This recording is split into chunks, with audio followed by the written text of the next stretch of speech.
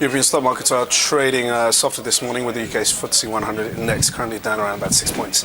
The Euro Stoxx 50 index equally lower by around about 5 points, and the DAX in Germany currently down around about 16 points. US stock futures are trading lower. We have to remember that it is Martin Luther King Day over in the US, which means stocks are closed for a public holiday.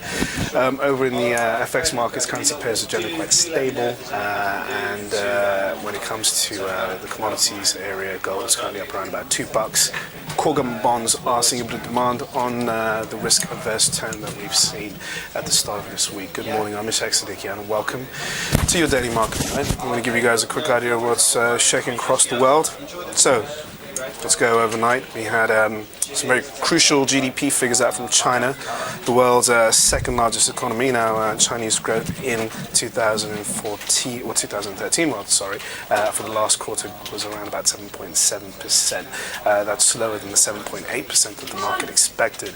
When it comes to the actual figures, it's somewhat known that the Chinese economy is going to slow down as the government there is looking to transition this economy into one that's more reliant on consumer spending and demand in that area, as opposed to the heavy reliance on credit and spending on infrastructure. So the transition there is causing a bit of a sap in overall growth, and that's likely to continue through to 2014, with many people now expecting that GDP is going to come in at 7.4%. It is slightly worrying for a lot of people, because that means that global growth is going to take a bit of a leg lower.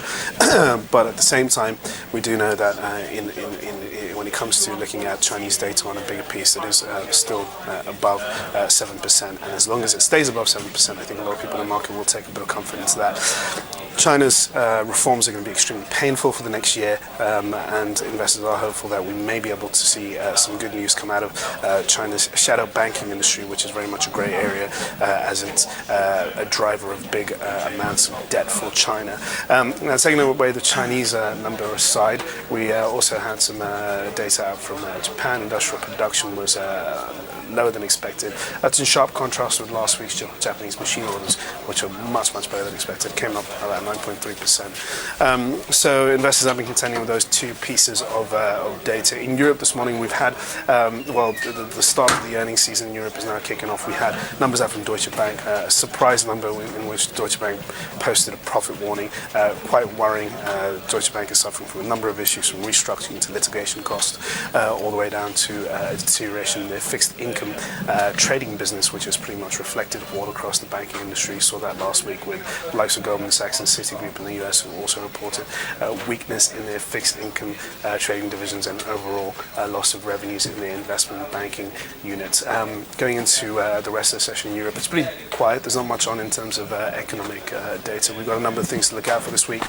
German ZEW survey out tomorrow. On Wednesday, look out for the UK jobs data, and then on Thursday we have Eurozone PMI surveys, which are also going to be very important for investors. Other than that, not much else to say, so enjoy your trading days. I will see you guys later. Thank you.